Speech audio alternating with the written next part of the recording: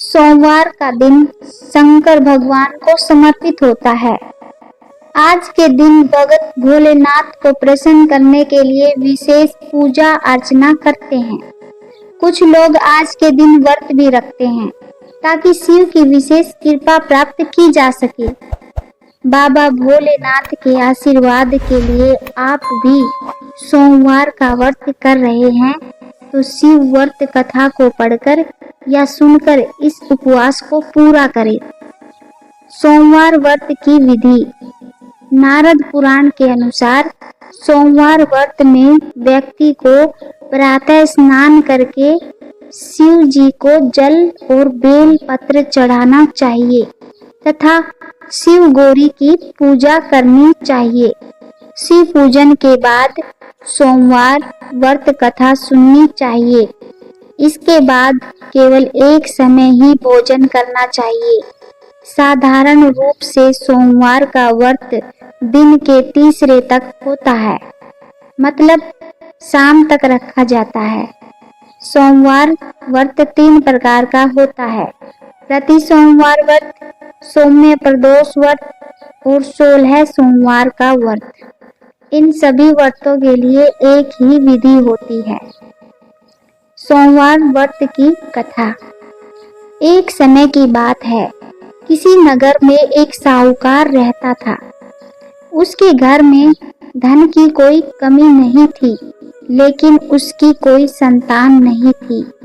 इस कारण वह बहुत दुखी था।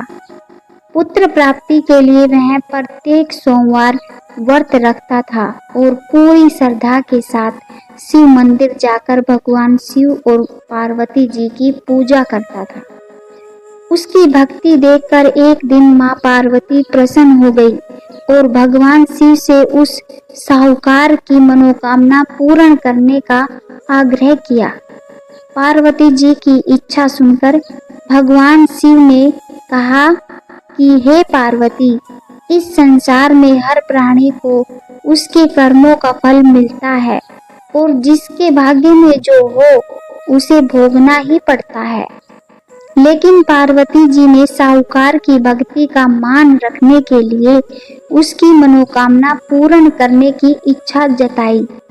माता पार्वती के आग्रह पर शिव जी ने साहूकार को पुत्र प्राप्ति का वरदान तो दिया, लेकिन साथ ही यह भी कहा कि उसके बालक की आयु केवल 12 वर्ष होगी। माता पार्वती और भगवान शिव की बातचीत को साहूकार सुन रहा था। उसे ना तो इस बात की खुशी थी और ना ही दुख। वह पहले की भांति शिव जी की पूजा करता रहा। कुछ समय के बाद साहूकार के घर एक पुत्र का जन्म हुआ।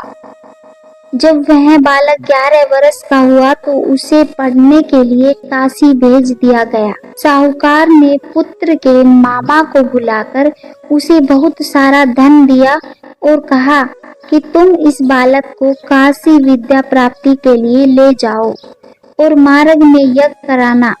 जहाँ भी यज्ञ कराओ वहाँ ब्राह्मणों को भोजन कराते और दक्षिणा देते हुए जाना। दोनों मामा भांजे इसी तरह यज्ञ कराते और ब्राह्मणों को दान दक्षिणा देते काशी की ओर चल पड़े। रात में एक नगर पड़ा, जहाँ नगर के राजा की कन्या का विवाह था।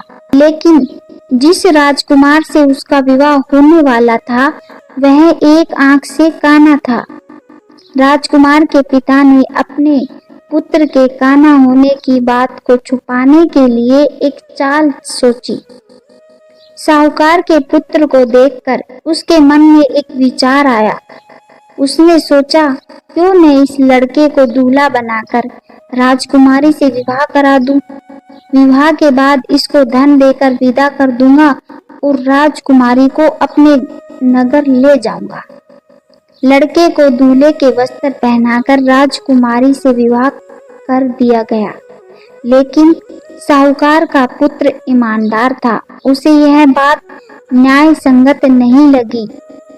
उसने अवसर पाकर राजकुमारी की चुन्नी के पल्ले पर लिखा कि तुम्हारा विवाह तो मेरे साथ हुआ है, लेकिन जिस राजकुमार के संग तुम्हें भेजा जाएगा वह एक आंख से काना है। मैं तो काशी पढ़ने जा रहा हूँ। जब राजकुमारी ने चुन्नी पर लिखी बातें पढ़ी तो उसने अपने माता पिता को यह बात बताई। राजा ने अपनी पुत्री को विदा नहीं किया, जिससे बारात वापस चली गई। दूसरी ओर साहूकार का लड़का और उसका मामा काशी पहुंचे और वहां जाकर उन्होंने यज्ञ किया। जिस दिन लड़के की आयु 12 साल की हुई उसी दिन यज्ञ रखा गया। लड़के ने अपने मामा से कहा कि मेरी तबीयत कुछ ठीक नहीं है। मामा ने कहा कि तुम अंदर जाकर सो जाओ। शिवजी के वरदान अनुसार कुछ ही देर में उस बालक के प्राण निकल गए। मृत भांजे को देखकर उसके मामा ने विलाप शुरू किया। संयोगवश उसी समय शिवजी और माता पार्वती उधर से जा रहे थे। पार्वती ने भगवान से कहा, स्वामी, मुझे इसके रोने के स्वर सहन नहीं हो रहा। आप इस व्यक्ति के कष्ट को अवश्य दूर करें। जब शिवजी मृत बालक के समीप गए तो वह बोले कि यह उसी साहूकार का पुत्र है जिसे मैंने 12 वर्ष की आयु का वरदान दिया। अब इसकी आयु पूरी हो चुकी है। लेकिन मातृ भाव से विभोर माता पार्वती ने कहा कि हे महादेव, आप इस बालक को और आयु देने की कृपा करें, अन्यथा इसके वियोग में इसके माता पिता भी तड़प तड़प कर मर जाएंगे। माता पार्वती के आग्रह पर भगवान शिव ने उस लड़के को जीवित होने का वरदान दिया। शिवजी की कृपा से वह लड़का जीवित हो गया। शिक्षा समाप्त करके लड़का मामा के साथ अपने नगर की ओर चल दिया। दोनों चलते हुए उसी नगर में पहुंचे जहां उसका विवाह हुआ था। उस नगर में भी उन्होंने यज्ञ का आयोजन किया। उस लड़के के ससुर ने उसे पहचान लिया और महल में ले जाकर उसकी खातिरदारी की और अपनी पुत्री को विदा किया। इधर साहूकार और उसकी पत्नी भूखे प्यासे रहकर बेटे की प्रतीक्षा कर रहे थे। उन्होंने प्रण कर रखा था कि यदि उन्हें अपने बेटे की मृत्यु का समाचार मिला तो वह भी प्राण त्याग देंगे। परंतु अपने बेटे की जीवित होने का समाचार पाकर वह बेहद प्रसन्न हुए। उसी रात भगवान शिव ने व्यापारी के स्वप्न में आकर कहा, हे श्रेष्ठी, मैंने तेरे सोमवार के व्रत करने और व्रत कथा सुनने से प्रसन्न होकर तेरे पुत्र को लंबी आयु प्रदान की है। इसी प्रकार जो कोई सोमवार व्रत करता है या कथा सुनता है और पढ़ता है, उसके सभी दुख दूर होते हैं और समस्त मनोकामनाएं पूर्ण होती हैं।